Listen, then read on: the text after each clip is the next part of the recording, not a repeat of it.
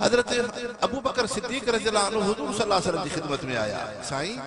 हिकिड़ो नंढड़ो ॿारड़ो आहे, बकरियूं थो चारे, पर चवे थो त बकरियूं मूं जूं न आहिनि, मालिक जी इजाज़त न आहे। फरमायो अबू बकर आहे नंढड़ो पर सोच ॾाढी भली अथसि, आहे नंढड़ो पर सोच ॾाढी भली अथसि। हाणे उहो कुफर जो ज़मानो हो। हुज़ूर पाक सल्लल्लाहु अलैहि वसल्लम हज़रत अबू बकर सिद्दीक़ साईं खे फरमायो त वञ इन नंढड़े बकरार खे अब्दुल्लाह इब्न मसऊद खे चवे। अल्हम्दुलिल्लाहिल्लज़ी वकफ़ा वस्सलातु वस्सलामु अला इबादिल्लाहिल्लज़ीना इस्तफ़ा। अम्मा बअद फ़अऊज़ु बिल्लाहि मिनश शैतानिर रजीम। बिस्मिल्लाहिर रहमानिर रहीम। वलतकुम मिनकुम उम्मतुन यदऊन इलल खैरि व यअमुरून बिल मारूफि व यनहौना अनिल मुनकर व उलाइका हुमुल मुफ्लिहून। क़ाल नबी सल्लल्लाहु अलैहि वसल्लम मन जाअहुल मौत व हुव यतलुबुल इल्म लियुहया बिहिल इस्लाम फबैनहु व बैनन नबिय्यीन दरजतुन वाहिदह फिल जन्नह। वक़ाल नबी सल्लल्लाहु अलैहि वसल्लम उग़्ज़ आलिमन औ मुतअल्लिमन औ सामियन औ मुहिब्बन वला तकुन खामिसन फतुहलक। सब दोस्त अहबाब दिल की मोहब्बत सां अल्लाहुम्मा सल्लि अला सय्यिदिना मुहम्मदिन नबील उम्मी व आलिहि व बारिक व सल्लिम अदद कुल्लि मालूम लक दाइमन अबदा। वाजिबुल एहतराम मुअज़्ज़ज़ मुस्लमान भाइरो, अॼु तव्हां असांजे लाइ सादत ऐं ख़ुशीअ जो मौक़ो आहे जो अल्लाह साईं जामिया अब्दुल्लाह इब्न मसऊद जंहिंजा मीज़बान मौलाना अब्दुल गफूर महर साहब आहिनि। अॼु तव्हां असां गुनहगारनि खे मदरसे जे उन मिट्टी ऐं ज़मीन ते वेहण जी सादत नसीब कई जंहिं मदरसे जी मिट्टीअ ते हुज़ूर अनवर सल्लल्लाहु अलैहि वसल्लम जा मेहमान तालिबुल इल्म जॾहिं क़ुरान ऐं इल्म पिया पढ़नि त तज़उल मलाइकतु अजनिहतहा, रब जी रहमत जा फ़रिश्ता पंहिंजा पर उन तालिब जे जुतीअ जे हेठों पिया रखनि। बराबर दीन जे अंदर दर्जात आहिनि। हिकिड़ो इंसान बैतुल्लाह शरीफ में वेठो आहे, इबादत थो करे। कोई इंसान अल्लाह वारे जी सोबत में ज़िक्र अज़कार तज़कियो थो हासिल करे।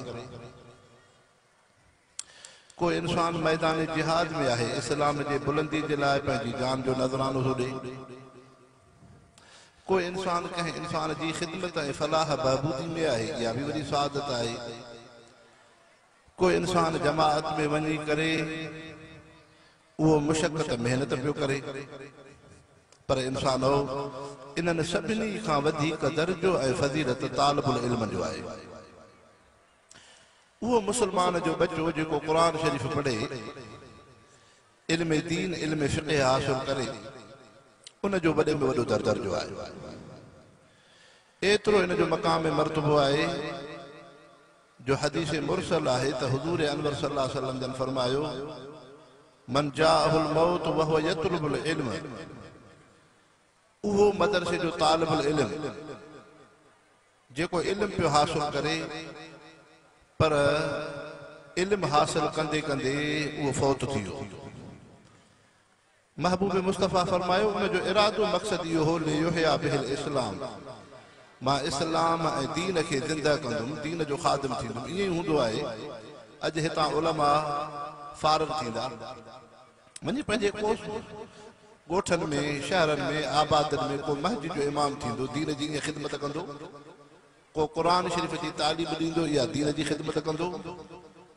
को वञी जामा मस्जिद में जुमे जी नमाज़ पढ़ाईंदो तबलीग कंदो, को दीन जे कंहिं शोबे में वञी लॻंदो।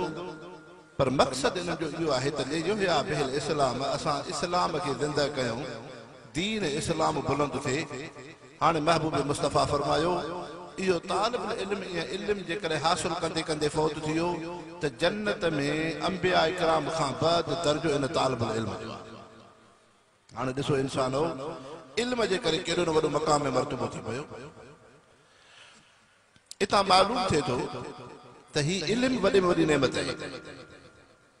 तव्हां असां इंसाननि जी फज़ीलत ज़ाती काई कोन्हे। हिकिड़ी दुनिया जूं शयूं आहिनि, गिलास आहे, उन गिलास जी क़दुरु क़ीमत तॾहिं आहे जॾहिं उन में उहा शइ महफ़ूज़ हुजे, पर उनखे सोराख़ थी पियो, ॾार थी पियो, गिलास कंहिं कम जो कोन्हे, इंसान उछलींदो।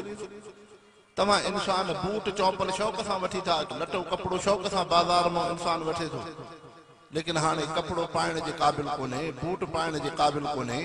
उनखे गंद जे ढेर ते उछलबो आहे। त हर शइ जी ख़ूबी ख़सलत उनजे वस्फ़ ऐं सिफ़त जे करे आहे। तंहिंजे करे इंसान में कमाल बि तॾहिं आहे जॾहिं पंहिंजे रब खे सुञाणे। इंसान दुनिया में अहिड़ो इल्म हासिल करे जंहिंसां अलाह जी सुञाण थिए, रसूलुल्लाह सल्लल्लाहु अलैहि वसल्लम जी सुञाण थिए, हलाल हराम जी सुञाण थिए, हीअ शइ हलाल आहे, हीअ शइ हराम आहे, इन शइ जी इंसान में सम्झ पैदा थिए। तंहिंजे करे हज़रत अब्दुल्लाह इब्न मसऊद रज़ियल्लाहु अन्हु था फरमाइनि लैसल इल्म बिकसरतिल ख़शियत वलाकिनल लैसल इल्म बिकसरतिल हदीस वलाकिनल इल्म बिकसरतिल ख़शियत। फरमाए हिकिड़ो माण्हू घणो इल्म पढ़े, हदीसूं यादि करे, इहो इल्म न आहे। इल्म इहो आहे त जंहिं इंसान खे अलाह जो ख़ौफ़ अचे। ऐं ही मदरसे में तव्हां असां हाज़िर आहियूं उन सहाबी रसूल हज़रत अब्दुल्लाह इब्न मसऊद रज़ियल्लाहु अन्हु सां मनसूब आहे, जंहिं सहाबीअ जो लक़ब हो साहिबुन नालैन व सिवाक रसूलुल्लाह सल्लल्लाहु अलैहि वसल्लम, जेको हुज़ूर पाक सल्लल्लाहु अलैहि वसल्लम जो दंदल मुबारक खणंदड़ सहाबी, लठ मुबारक खणंदड़ सहाबी, जुत्ती मुबारक खणंदड़ सहाबी, खादिम रसूल सहाबी हज़रत अब्दुल्लाह इब्न मसऊद रज़ियल्लाहु अन्हु। इहे उहे आहिनि अञा बुलूगत में न हुया, समझदार हुआ, बकरियूं चारींदा हुआ। हज़रत अबू बकर सिद्दीक़ रज़ियल्लाहु अन्हु हुज़ूर अनवर सल्लल्लाहु अलैहि वसल्लम जी ख़िदमत में हलंदे हलंदे बुख लॻी पई। हज़रत सिद्दीक़ साईं महबूब मुस्तफ़ा खे कंहिं वण जे हेठां विहारियो, चइसे मां वञा थो जंग में, को बकरियूं हुजूं, को ॾिसां थो काथों को खीर खणी थो अचां। हज़रत अबू बकर सिद्दीक़ साईं आया अब्दुल्लाह इब्न मसऊद वटि, नंढड़ो ॿारड़ो बकरियूं थो चारे। फरमायो ॿारड़ा तूं असांखे खीर ॾींदे? चइसे मालिक जी इजाज़त कोन्हे, बकरियूं मुंहिंजियूं न आहिनि, बकरियूं ॿिए जूं आहिनि, मुंहिंजी शइ हुजे त मां तव्हांखे ॾियां। हाणे हज़रत अबू बकर सिद्दीक़ रज़ियल्लाहु अन्हु हुज़ूर सल्लल्लाहु अलैहि वसल्लम जी ख़िदमत में आया। साईं हिकिड़ो नंढड़ो ॿारड़ो आहे, बकरियूं थो चारे, पर चवे थो त बकरियूं मुंहिंजियूं न आहिनि, मालिक जी इजाज़त न आहे। फरमायो अबू बकर आहे नंढड़ो पर सोच ॾाढी भली अथसि, आहे नंढड़ो पर सोच ॾाढी भली अथसि। हाणे उहो कुफर जो ज़मानो हो। हुज़ूर पाक सल्लल्लाहु अलैहि वसल्लम हज़रत अबू बकर सिद्दीक़ साईं खे फरमायो त वञ इन नंढड़े बकरार खे अब्दुल्लाह इब्न मसऊद खे चवेसि त भला का बकरी जंहिंमें खीर न हुजे, फंडी हुजे, अहिड़ी बकरी असांखे ॾे। हज़रत अबू बकर सिद्दीक़ साईं आया, अब्दुल्लाह इब्न मसऊद तुंहिंजे बकरियुनि में का अहिड़ी बकरी बि आहे जंहिंमें खीर न हुजे, फंडी हुजे? चए हा। चए उहा बकरी असांखे ॾे। चए छा थींदो? चए बसि उहो असांजो कमु आहे। हज़रत अब्दुल्लाह इब्न मसऊद बि गॾिजी आया त मां ॾिसां छा थो थिए। हाणे जॾहिं आया त हुज़ूर पाक सल्लल्लाहु अलैहि वसल्लम उन फंडी बकरीअ जे मथां हथड़ो घुमायो। महबूब मुस्तफ़ा जे हथ मुबारक जो मौजो इहो थी पियो जो बकरीअ जे खीर अची पियो। हाणे पाण सल्लल्लाहु अलैहि वसल्लम जन उन खीर मां पाण सल्लल्लाहु अलैहि वसल्लम बि पीतो, हज़रत अबू बकर सिद्दीक़ साईं पीतो। अब्दुल्लाह इब्न मसऊद खे फरमायो तूं बि असां सां भलाई कई आहे, तूं बि हिन जो खीर पीओ। हज़रत अब्दुल्लाह इब्न मसऊद ही अजीब शइ ॾिठी, वरी हुज़ूर पाक सल्लल्लाहु अलैहि वसल्लम हथड़ो घुमायो त बकरी उहा ई थी पई जीअं फंडियूं। हाणे अब्दुल्लाह इब्न हुज़ूर पाक सल्लल्लाहु अलैहि वसल्लम हज़रत सिद्दीक़ साईं रस्ते सां हलिया। अब्दुल्लाह इब्न मसऊद अजीब शइ ॾिठी, मौजज़ो ॾिठई, हिन जे ज़हन में उहा शइ पई अचे। राति गुज़री सुबुह थी, महबूब मुस्तफ़ा खे ॻोल्हींदो ॻोल्हींदे ख़िदमत में आयो। साईं अल्लाह जा रसूल पैगंबर मां तव्हांजी ख़िदमत में हूंदो। चे तू न ॾिनो आहे चइसे मां ॿियो कुझु न आहे त तव्हांजी जुती मुबारक खणंदो डंदड़ खणंदुसि मां बि ख़िदमत कयां हाणे हज़रत अब्दुल्लाह इब्न मसऊद हुज़ूर पाक सल्लल्लाहु अलैहि वसल्लम जी ख़िदमत में अची विया त जेकर ही उहो सहाबी आहे जेको हुज़ूर सल्लल्लाहु अलैहि वसल्लम जे हुजरे मुबारक में ईंदो अम्मा खदीजा रज़ियल्लाहु अन्हा उम्महातुल मोमिनीन पहिरीं मुसलमाननि जी अमड़ जॾहिं अञा ॿियनि अज़वाज मुतहरात सां निकाह न थियो हो त हज़रत अब्दुल्लाह इब्न मसऊद अम्मा खदीजा जे घर में ईंदा पाण सल्लल्लाहु अलैहि वसल्लम हिनखे इजाज़त ॾिनी त तूं भल घर में ईंदो कर खादिम हुयो हुज़ूर पाक सल्लल्लाहु अलैहि वसल्लम जी ख़िदमत कंदड़ हे उहो अब्दुल्लाह इब्न मसऊद आहे जंहिंखे हुज़ूर पाक सल्लल्लाहु अलैहि वसल्लम दीन ऐं फ़िक़ह जी दुआ ॾिनी पाण सल्लल्लाहु अलैहि वसल्लम जी ख़िदमत में हे क़ुरान शरीफ़ पढ़ियो ऐं क़ुरान पाक सुठे आवाज़ सां था पढ़ंदो एतिरे क़दुरु हिनखे फ़िक्र थी पियो त मां बैतुल्लाह में वञा उते वञी मां क़ुरान शरीफ़ ॿुधायां साहबिन सबूरनि चयुसि त मके जा मुशरिक क़ुरान पाक जे पढ़ण ते तोखे अदियतूं तकलीफ़ूं ॾींदा अब्दुल्लाह इब्न मसऊद तो फरमाए जे क़ुरान जे पढ़ण ते मूंखे तकलीफ़ अचे त मूंखे इहा शइ क़बूल आहे ऐं थियो बि ईअं बैतुल्लाह में अची क़ुरान पाक पढ़ियऊं मके जे मुशरिकनि अब्दुल्लाह इब्न मसऊद खे अदियतूं ॾिनियूं पथराव कयो जंहिं ते हज़रत अब्दुल्लाह इब्न मसऊद जो जिस्म मुबारक मां रत वड़ी पई बेहोशी थी पिया क़ुरान पाक सां एॾो शगफ़ हज़रत अब्दुल्लाह इब्न मसऊद रज़ियल्लाहु अन्हु उहे सहाबी आहिनि जेके हलकड़ा वॾा डिघा न हा हलकड़ा पिनियूं इन्हनि जूं सनड़ियूं हज़रत अली रज़ियल्लाहु अन्हु था फरमाइनि हिक भेरे हुज़ूर पाक सल्लल्लाहु अलैहि वसल्लम हज़रत अब्दुल्लाह इब्न मसऊद खे फरमायो त वण ते चढ़ डंदड़ पटिया इन वण ते चढ़ डंदड़ पटिया पोइ हज़रत अब्दुल्लाह इब्न मसऊद रज़ियल्लाहु अन्हु मथे चढ़िया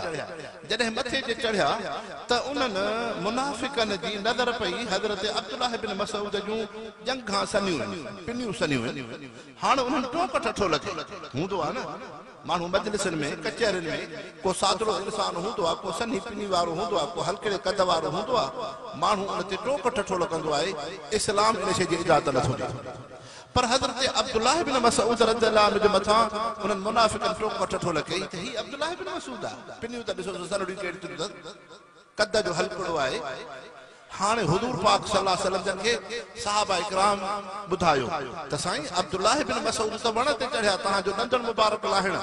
पर उन ते मुनाफ़िक़नि टोकूं टठोड़ूं कयूं हे अब्दुल्लाह इब्न मसऊद आहे पिनियूं त केॾियूं सनड़ियूं